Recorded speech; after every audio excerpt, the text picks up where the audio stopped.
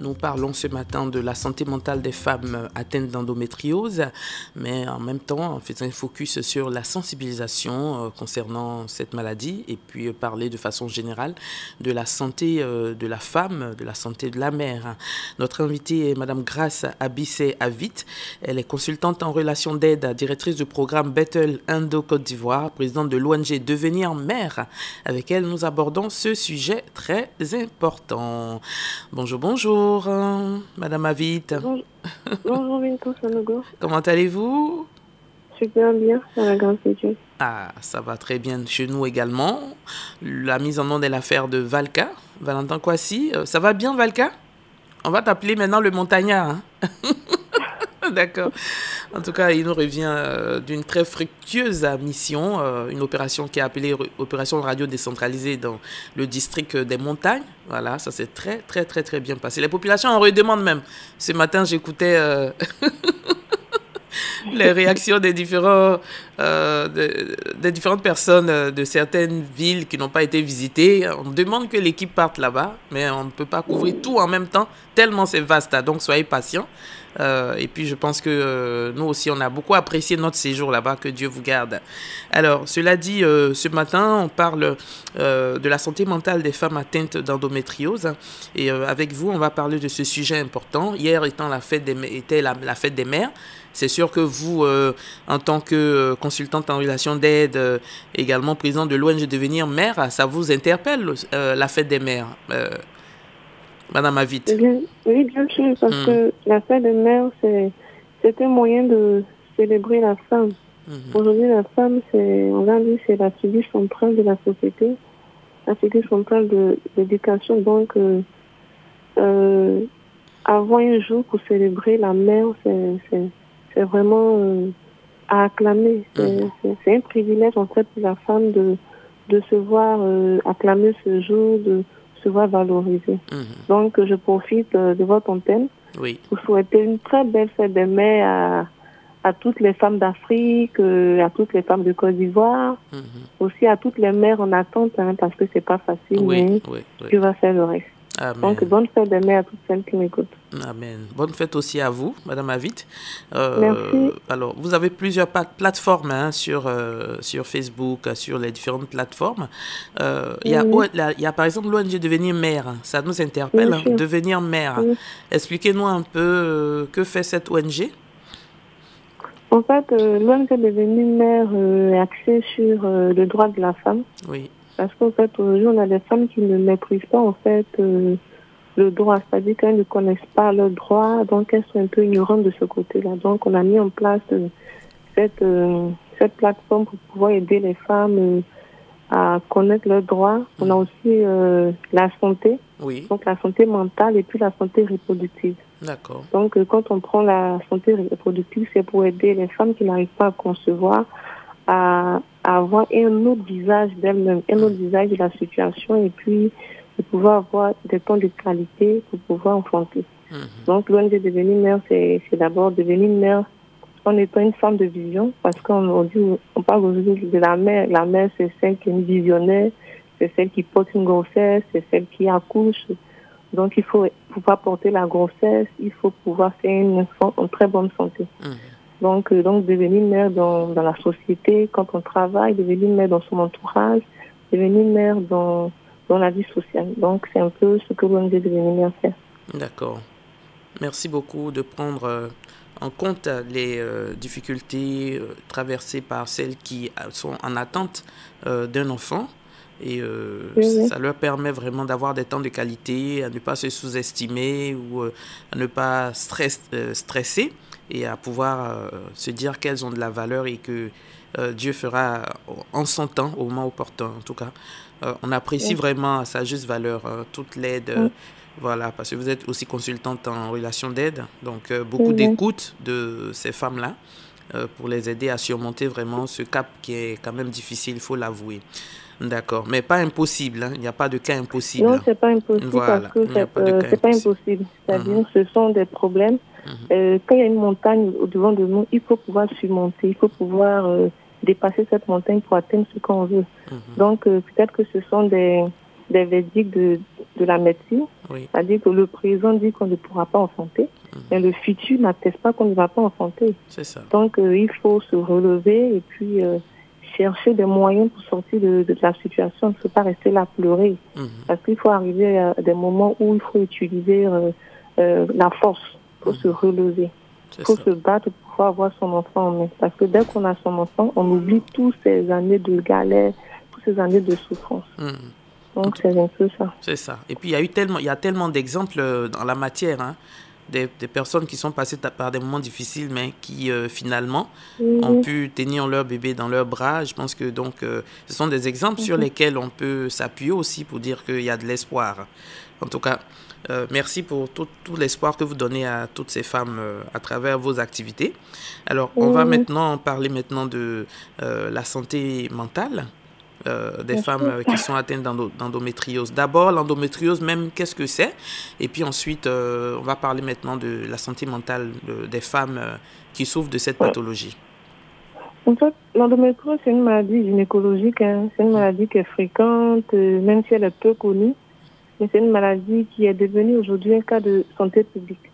Parce qu'elle affecte en fait la santé mentale de la femme, elle affecte sa vie sociale, sa vie de couple, sa vie matrimoniale et sa vie même professionnelle. Donc c'est une maladie qui est caractérisée par une présence anormale. Une présence anormale de tissus en dehors de la cavité utérine. Donc on a des tissus qui migrent vers la cavité utérine et qui peuvent même empêcher la femme de procréer. Donc c'est un peu ça l'endométriose. C'est une maladie aussi qui est caractérisée par la douleur au niveau du ventre, on a la douleur pendant les relations sexuelles, on a la douleur lombaire, on a la douleur lorsque nous sommes en train d'uriner. Donc c'est une maladie qui plonge la femme dans une fatigue chronique, on est tout le temps fatigué, on peut même avoir des saignements.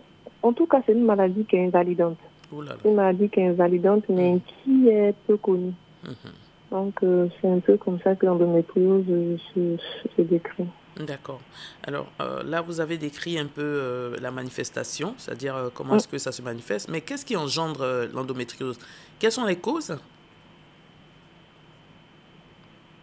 En fait, aujourd'hui, les médecins sont encore en laboratoire, mais il a été prouvé que l'endométriose, c'est-à-dire que quand on a une mère qui a eu des douleurs de ventre, une mère qui a eu l'endométriose, on peut aussi manifester en fait un cas d'endométriose. Donc c'est une maladie qui peut être un peu héréditaire, une maladie qui peut être causée par des gènes. D'accord. Donc si on a eu dans sa famille soit une maman qui a souffert de cette maladie, il y a des probabilités que soi-même, si on est une femme, bien sûr, on puisse en souffrir un jour. D'accord. Alors, les manifestations que vous avez décrites tout à l'heure, là, franchement, même en urinant, on sent des douleurs. Bien sûr, quand on urine, on sent des douleurs. Ce sont des douleurs ponctuelles ou bien elles sont là à tout moment? Non, ça c'est quand nous sommes en train d'uriner, quand on sent les douleurs. Mais après ça, on a des douleurs pelviennes. On peut avoir des douleurs pendant un mois, on peut avoir des douleurs chroniques tout le temps, sur 6 mois. C'est-à-dire c'est un quotidien qui est chargé de douleurs en fait quand on a l'endométriose. C'est pas une maladie qu'on peut calmer. J'ai mal, donc je prends un comprimé. Non. C'est-à-dire que même quand on a l'endométriose, quand on prend même des antidouleurs, on a la douleur qui persiste. Donc, c'est une maladie qui est vraiment délicate. D'accord. Puisque ce matin, en référence donc à la fête des mères, on parle aussi devenir mère et tout ça, de tous les conseils que vous donnez. Donc, quelles sont les conséquences même de l'endométriose? Est-ce que ça peut empêcher une femme de procréer? Je n'ai pas bien saisi. Est-ce que l'endométriose empêche une probable grossesse chez une dame? Bien sûr, l'endométriose peut empêcher quelles sont ses conséquences? De concevoir. Oui. C'est une conséquence de l'endométriose, l'infertilité. C'est une conséquence parce que quand on a l'endométriose, on a une diminution de la fertilité. Parce que l'état inflammatoire au niveau du système reproductif, c'est-à-dire affecte même la qualité de reproduction de la femme. On a aussi la formation de kyste au niveau de la cavité utérine. On a les douleurs qui peuvent empêcher l'activité reproductive de la femme. Donc l'endométriose est vraiment une maladie qui est dévastatrice, une maladie qui est vraiment dangereuse. Parce qu'elle peut plonger la femme dans l'infertilité. Mais pourquoi on a le sentiment que beaucoup de femmes ne savent pas ce que c'est que l'endométriose? Mais parce qu'en fait, on n'en parle pas. C'est une maladie qui est peu connue et il y a aussi une errance médicale. C'est-à-dire qu'on peut avoir l'endométriose à 20 ans, mais nous sommes plongés dans l'errance médicale et on pose le diagnostic 7 ans après ou 8 ans après. Et dès qu'on pose le diagnostic, c'est déjà tard. La maladie est déjà répandue dans l'organisme. Donc c'est un peu ce qui fait ça. Est-ce qu'il y a un âge auquel on peut détecter déjà l'endométriose ou bien à tout âge? Oui. Une fois qu'on a l'âge pour créer, on peut être victime d'endométriose. Pour ceux qui ne savent pas exactement ce que c'est vrai, vous avez défini d'entrée de jeu. C'est lié à quoi exactement? C'est une maladie qui est gynécologique. Une maladie qui est c'est lié au menstru, non? Oui, qui est liée au menstru. Une maladie qui est gynécologique liée au menstru. C'est-à-dire qu'on a les douleurs pendant la période de menstruation. Et même avant la période de menstruation, on a des douleurs. Même en dehors de la période de menstruation, on continue d'avoir des douleurs.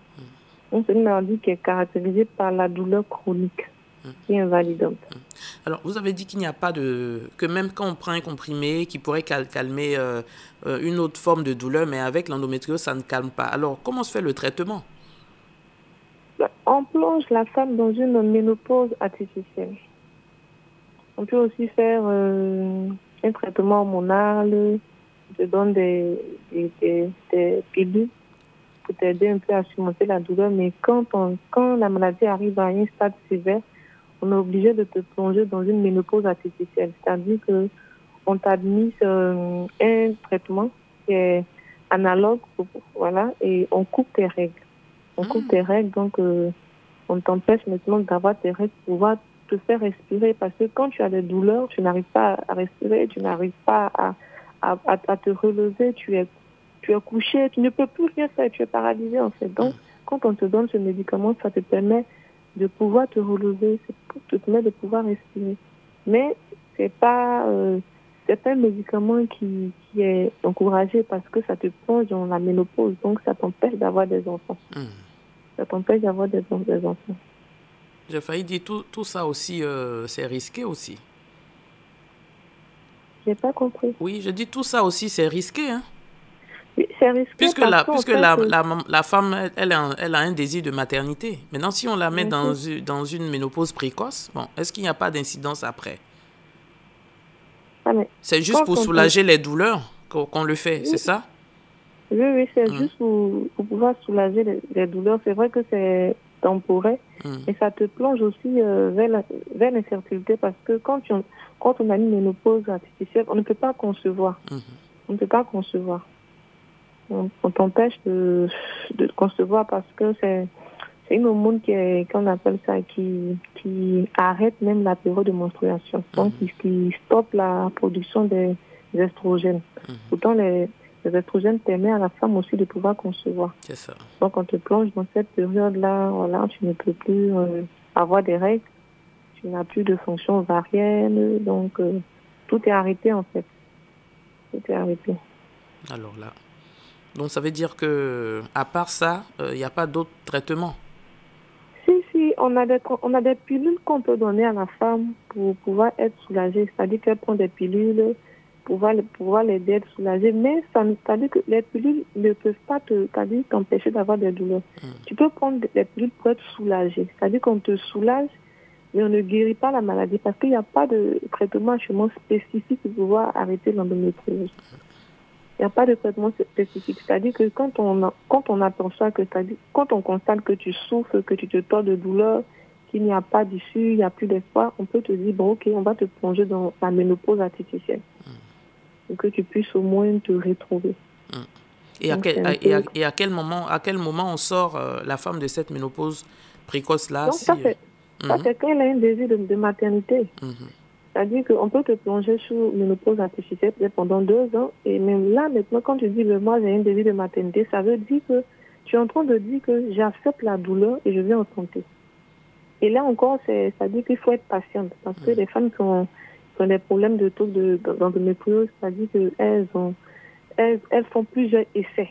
C'est-à-dire qu'il faut être patiente quand on a l'endométriose, il faut être patiente, il faut faire plusieurs essais, Donc, tu choisis en fait. Tu choisis entre vivre en paix, une vie en paix, ou soit te battre pour pouvoir avoir des enfants. Donc, c'est une situation qui est vraiment pénible à vivre.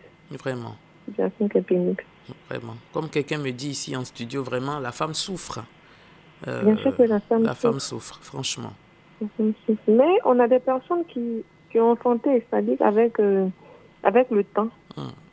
Voilà, avec le temps, avec la patience, après plusieurs essais, avec la fécondation in vitro, avec beaucoup de choses, elles ont pu enfanter, mais ça c'est avec du temps. Et aussi il y a un coût. Vraiment, parce que la fécondation in vitro, ça a un coût, hein? Oui, c'est un coût. C'est un coût entre tout ce qui est examen médical, tout ce qui est traitement, tout ce qui est régime alimentaire, c'est vraiment un coût. Mais est-ce que dans le traitement de l'endométriose, par exemple, il n'y a pas un programme spécial où les coûts sont amoindris? Pas encore en Côte d'Ivoire. Un peu comme avec, par exemple, je sais que avec l'insuline, avec les kits de dialyse, par exemple, l'État a quand même, on va le dire, sponsorisé pour permettre à tous ceux qui souffrent de ces différentes pathologies de se traiter à moins de coûts. Mais avec, pour l'endométriose, ce n'est pas encore le cas. Non, ce n'est pas encore le cas. Ce n'est pas vraiment encore le cas. C'est pour ça que nous sommes en train de lutter, en fait, pour que le gouvernement puisse poser un regard favorable pour aider les femmes qui sont atteintes d'endométriose. On sait que le président français, lui, il a pris des mesures cette année. Donc, il y a tout un accompagnement pour ces femmes-là. Mais ici, en Côte d'Ivoire, on croise les doigts. On espère que le président nous entendra. Parce en tout cas, il vous entend. Il vous entend parce que vous parlez sur Radio Côte d'Ivoire ce matin. Donc, soyez sûr que le message est entendu. Monsieur le Président, si vous nous entendez, les femmes atteintes d'endométriose vivent un calvaire. Alors, ce sont des femmes qui sont même privées même de travail parce qu'elles sont... Il y a des femmes qui ont été licenciées parce que ça affecte la vie professionnelle de la femme. Elles ont tout le temps des douleurs, ça les empêche d'être productives au travail, ça les empêche même d'être souriantes. Parce qu'on a des saignements, on a des caillots de sang, donc c'est compliqué. Donc il faut vraiment, vraiment un accompagnement pour ces femmes-là. Ces femmes qui sont vraiment victimes de cette maladie. Voilà. D'accord. Merci beaucoup pour ce noble combat que vous menez, Madame Avit. On va vous retrouver dans quelques instants. On va juste marquer une pause pour la suite et par la suite, on aura les coups de fil. Les auditeurs voudront éventuellement vous poser quelques questions. On sera donc avec vous dans une poignée de minutes. À tout à l'heure, Madame Avit. À tout à l'heure. Merci. Et nous retrouvons notre invitée, Madame Avit, qui nous parle ce matin d'endométriose et qui donne des conseils à toutes les femmes qui souffrent de cette maladie et à ne pas baisser les bras, à ne surtout pas désespérer. N'est-ce pas, Valka? Et puis, tout cela aussi ponctué de prières parce que Dieu est au-dessus de tout ça.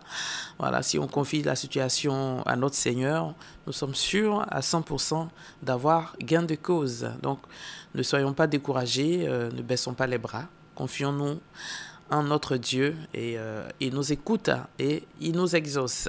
Allez, on va retrouver dans quelques instants Madame Avit. Voilà, elle est là. D'accord, ok. Allô? Oui, allô, oui, Madame Avit, merci beaucoup d'être encore avec nous pour cette deuxième partie. C'est à vous, merci. D'accord. Alors, je souhaiterais, pour cette deuxième partie, avant d'ouvrir le téléphone, que vous puissiez vraiment insister sur la sensibilisation. Je vais là. Ok.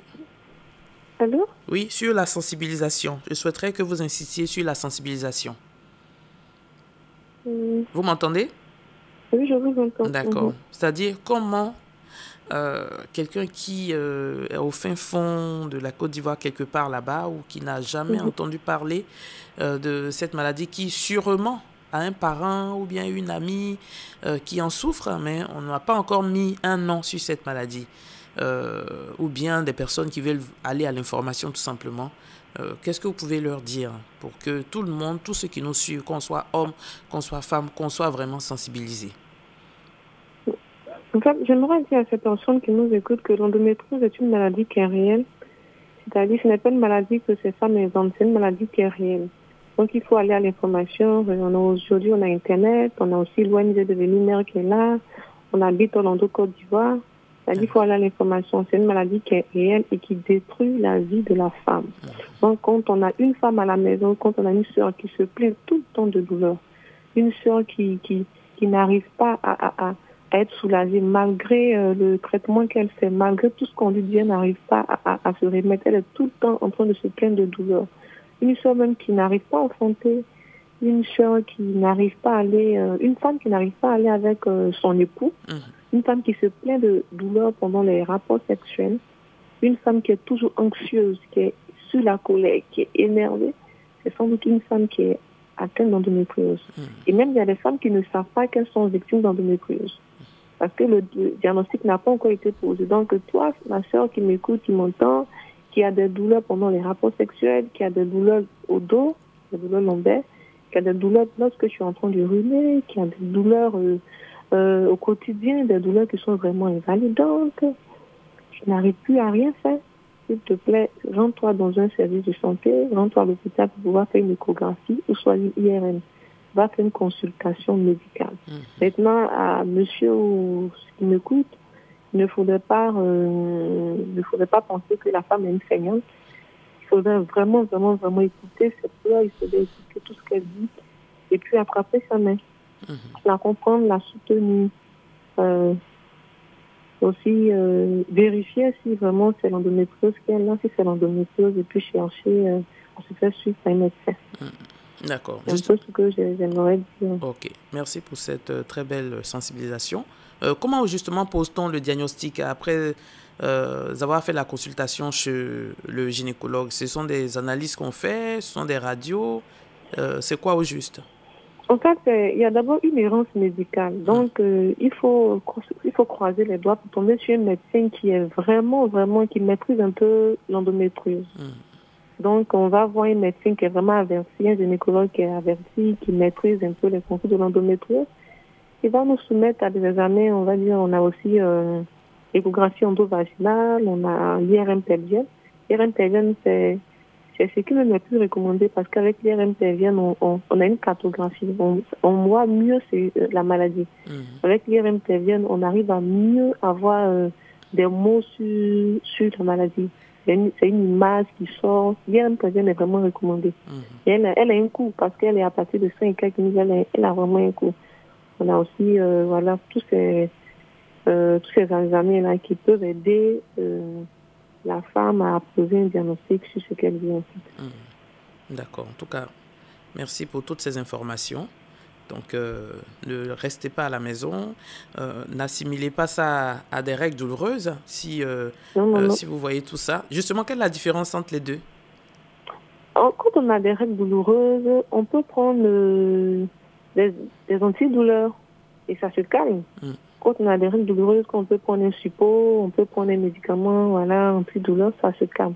Mais dans le cas de l'endométriose, les médicaments n'arrivent pas à calmer la douleur.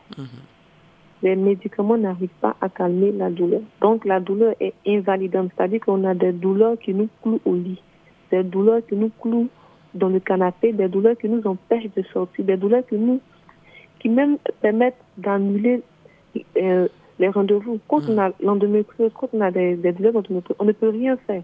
C'est-à-dire on ne peut pas aller à des activités, on se tord de douleur. Donc, dès qu'on a l'endométriose, on appelle une amie pour dire non, j'avais rendez-vous, mais je suis obligée d'annuler mon rendez-vous. Donc, ce ne sont pas des douleurs qu'on peut, c'est-à-dire que quand on a les règles douloureuses, on peut aller au travail et puis prendre des médicaments, ça s'arrête et puis on continue. Mais ce n'est pas le cas de l'endométriose. Donc, si vous avez des douleurs qui sont invalidantes, des douleurs qui sont vraiment compliquées, c'est une situation même qu'on n'arrive pas à comprendre. Parce qu'on se demande, mais moi, j'ai une soeur qui a des douleurs au ventre. Elle arrive à supporter, elle arrive à prendre des médicaments. Effectivement, c'est ça l'endométriose. C'est un mal qu'on n'arrive pas à comprendre. C'est une douleur qu'on n'arrive même pas à soulager. une douleur qu'on n'arrive pas à faire disparaître. Donc, on la vit au quotidien dans tout le corps. Donc, c'est un peu ça l'endométriose. D'accord. Nous sommes au 27 20 21 44 48, 27 20 24 27 87. Nous sommes tous interpellés dans la lutte contre l'endométriose, autant que nous sommes. On va donc permettre à toutes ces personnes qui veulent échanger avec Madame Avit de le faire maintenant sur l'endométriose à 27 20 21 44 48, 27 20 24 27 87. Alors, Madame Avit, oui, est-ce que vous, dans vos activités, est-ce que vous avez associé des professionnels de santé? Je veux parler peut-être d'un gynécologue qui est avec vous au sein de l'ONG ou bien qui vous appuie avec des conseils, qui vient souvent au cours de vos activités parler avec les personnes, les femmes que vous rencontrez. Est-ce que vous avez une collaboration avec le corps médical? Bien sûr qu'on a une collaboration avec le corps médical. On a des gynécologues avec qui on travaille, oui. Qui arrivent à poser le diagnostic. Là, quand on a des personnes qui viennent nous voir, qui disent que là, j'ai des douleurs, je n'arrive pas à comprendre, on ne peut pas dire en même temps que tu as l'endométriose. Donc, on conduit la personne vers ces gynécologues-là après consultation, qui posent un diagnostic ou qui soumettent ces personnes à des examens un peu médicaux. Donc, quand ces personnes finissent, maintenant, elles reviennent vers nous pour qu'on puisse les aider à surmonter la maladie, les aider à avoir plus clair, en fait, et puis malgré la maladie, à vivre avec la maladie et puis à s'en sortir. D'accord. Donc, ok. Merci beaucoup pour l'accompagnement aussi. Hein. Il faut aussi un groupe pour soutenir tous ceux chez qui on va diagnostiquer la maladie, parce que là, c'est nouveau. Comment supporter le coup, mais si vous êtes là pour orienter ces personnes, pour les écouter, les soutenir, je pense qu'elles vont mieux se porter. Valka, nous avons un intervenant, ça? Il est parti? D'accord. On peut toujours relancer le téléphone, 27 20 21 44 48, 27 20 24 27 87. Nous pouvons toujours avoir des intervenants pour échanger avec notre spécialiste, Madame Avit, avec qui nous parlons d'endométriose. Alors, c'est très bien cette collaboration avec le corps médical, hein, parce que cela va sans dire que souvent, il y a des choses très, très, très techniques. C'est vrai que parmi vos membres, il y a certaines qui sont passées par ou qui vivent même la situation, mais je pense que le fait d'associer aussi le corps médical, c'est un pan très important. Ça pourrait vous aider même à vite diagnostiquer d'éventuels cas et surtout à faire un bon suivi. Voilà, en tout cas, merci pour toutes les actions que vous menez pour sensibiliser les populations. Alors, vos activités se passent où généralement? Est-ce que vous sortez un peu d'Abidjan? Comment est-ce que vous menez vos activités? Souvent, on va à l'intérieur du pays. À l'intérieur du pays, comme une ville un peu à Goville, à Divo, on va à l'intérieur du pays. Voilà, on va dans les établissements scolaires. On essaie de faire la prévention. Oui. Donc, en plus que c'est une maladie qui commence à l'âge adolescent. Voilà. Donc, on fait la prévention, on parle de l'adolescent. On leur dit, écoute, quand tu as une douleur, on parle, va faire un examen, va voir un médecin. Voilà. Parce qu'en fait, dès qu'on a la précarité menstruelle, on peut être aussi victime d'endométriose. C'est ça. Donc, on fait la prévention. On a aussi la vie professionnelle. Donc, on va dans les sociétés, on parle avec l'employeur, on lui présente c'est ça, l'endométriose, c'est une maladie qui détruit la vie professionnelle. Donc, si vous avez un cas, ne la blâmez pas. On essaie de parler avec la population. Merci. La sensibilisation sur les réseaux sociaux, voilà, sur les radios, comme ça. Ok. On a M. Ta-Claude de Danané qui est avec nous. Oui. Monsieur Ta, bonjour. Bonjour, madame. Oui, on vous écoute, monsieur. Bonjour, docteur. Moi, je voudrais savoir la différence entre l'endométriose et la frigidité. Merci et bonne émission à vous. Ok, merci, monsieur Ta. La frigidité. La frigidité. En fait, quand on a l'endométriose, on traîne la frigidité. Mhm. Parce que la frigidité, c'est l'état d'une personne, d'une femme qui n'a plus envie d'aller vers son homme, Mhm. elle n'a pas envie voilà, d'aller vers son homme, de le satisfaire. C'est un peu ça. Et quand on a l'endométriose, à cause des douleurs, parce que quand on veut aller avec son homme, on a des douleurs pendant les rapports sexuels. Donc, ça entraîne aussi souvent la frigidité. Parce que la femme a peur, en fait, d'avoir des douleurs. Donc, juste le fait de penser qu'elle doit avoir des rapports sexuels, elle est bloquée, en fait, dans la tête. Elle est bloquée dans l'esprit parce qu'elle se dit que elle ne voit plus les relations sexuelles comme un moment de plaisir, mais elle voit les relations sexuelles comme un moment, comme une corvée, en fait. Parce qu'elle a des douleurs. Donc, ça entraîne la frigidité, ça entraîne le manque même de choses d'envie sexuelle. Voilà, c'est un peu La ça. femme n'a plus de désir parce que elle a peur Elle n'a des plus de douleurs désir. éventuelles qu'elle pourrait avoir au cours des rapports sexuels. Euh, Mais avec toutes ces conséquences-là, pourquoi alors c'est une maladie qui est quand même assez négligée? Moi, je comprends pas, hein, Madame Avid. Mais en fait, il y avait une ignorance. Ah. Il y avait une ignorance, en fait. Il y avait une ignorance et puis il y avait aussi... il fallait briser, en fait, le tabou. Parce que dire à ta famille, bien dit, à les personnes autour de toi que j'ai l'endométriose, on sait déjà que l'endométriose, ça peut conduire à l'infertilité. Donc, les femmes étaient un peu enfermées. Les femmes étaient un peu enfermées, les femmes n'allaient pas à l'information, l'entourage aussi les blâmait. Donc, c'était des femmes qui... C'est-à-dire que celles qui devaient sortir pour briser le silence se renfermaient. Elles étaient obligées de se renfermer pour être comme tout le monde. Elles étaient obligées de se renfermer, en fait. Et souffrir Donc, en silence. Voilà. Se renfermer et souffrir en silence. Voilà, se renfermer, souffrir en silence, mais il y a des femmes aussi qui étaient ignorantes, qui ne savaient pas ce qu'elles avaient.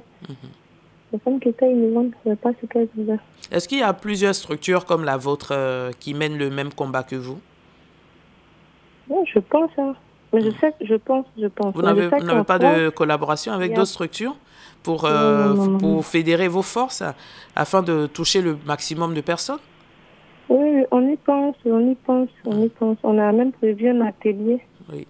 Mais nous sommes en cours de tout d'abord. Nous sommes Alors, on a prévu un atelier voilà, où on va pouvoir s'unir, parce que c'est un problème qui touche vraiment la femme qui est actrice du développement. D'accord. Vous dites que vous sortez à l'intérieur du pays ou même vous faites le tour de certaines entreprises, les établissements scolaires. Avec quels moyens faites-vous tout ça? C'est sur fonds propres. Ah, vous n'avez pas de moyens, vous n'avez pas une structure qui vous accompagne? On n'a pas de partenariat. Pas de partenariat. Mais est-ce que vous avez demandé? Il faut solliciter, Madame Avid. Vous avez sollicité des partenariats? Oui, on a quand même sollicité des partenariats qui sont restés sans réponse.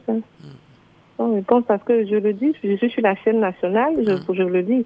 Cette année, on avait prévu faire une marche nationale et qui n'a pas été, on n'a pas eu l'autorisation.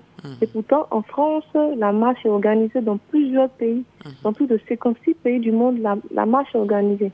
Et cette année, j'ai vraiment, c'est-à-dire pendant au moins plus de 4 mois, en train de chercher juste une autorisation pour pouvoir avoir une marche, pour que cette marche soit médiatisée.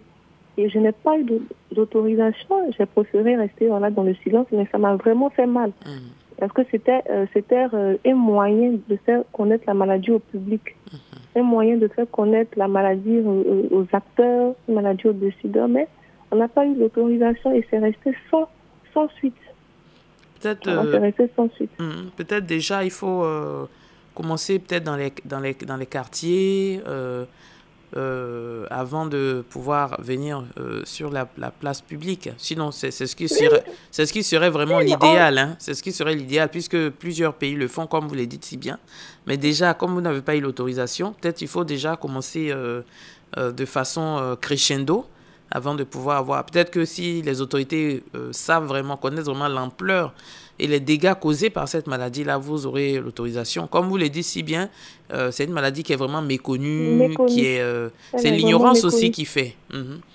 Mais si si par exemple les décideurs avaient une pleine mesure de la chose, peut-être que ça allait vraiment changer le déroulement de ce que vous avez demandé. Mais je veux dire, c'est pas l'occasion de se dire, comme on n'a pas pu faire, je vous connais très battante, vous êtes très active dans tout ce que vous faites. Mais je pense qu'il faut continuer. Il faut peut-être le faire de façon parcellaire, ça et là, dans certains endroits. Le fait même de mobiliser déjà du monde et de parler avec des messages de sensibilisation, ça pourrait amener ceux qui donnent l'autorisation à pouvoir vous accorder peut-être pour l'année prochaine. Voilà. C'est ce que je disais parce qu'elle est méconnue, donc ils sont un peu sceptiques. Ils se disent, mais qu'est-ce que c'est? Qu'est-ce que c'est l'endométriose? Est-ce qu'il y a une journée mondiale? Oui, le 28 mars. D'accord.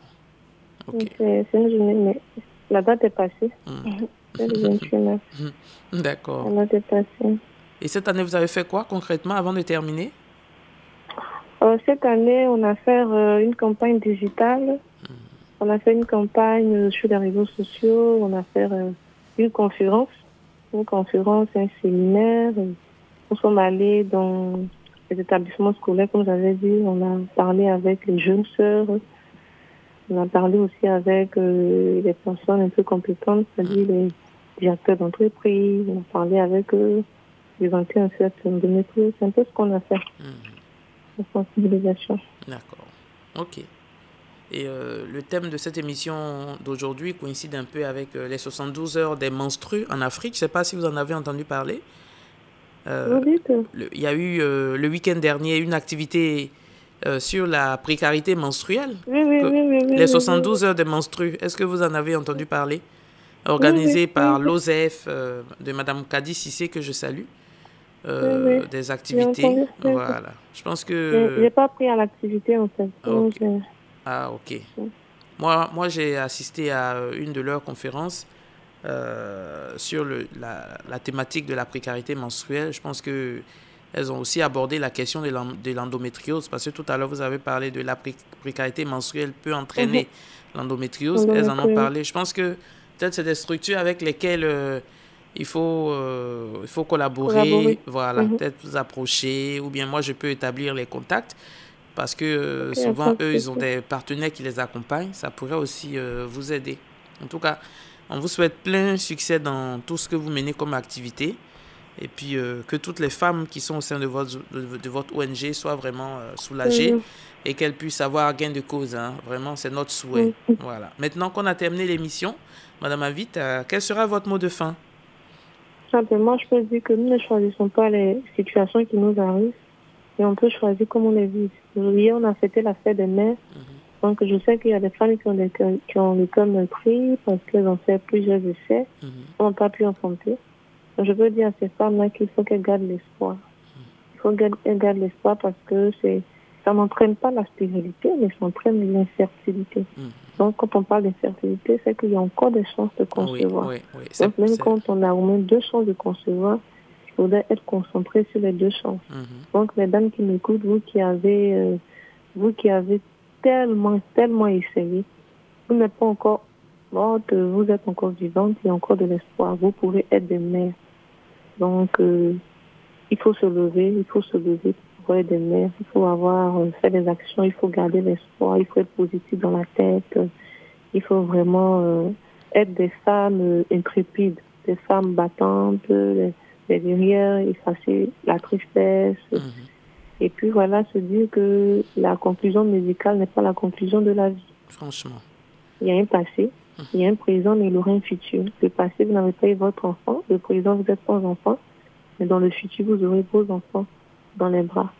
Donc, bonne fête encore des mères à toutes les femmes qui nous écoutent. Merci beaucoup. Bonne fête des mères également à vous.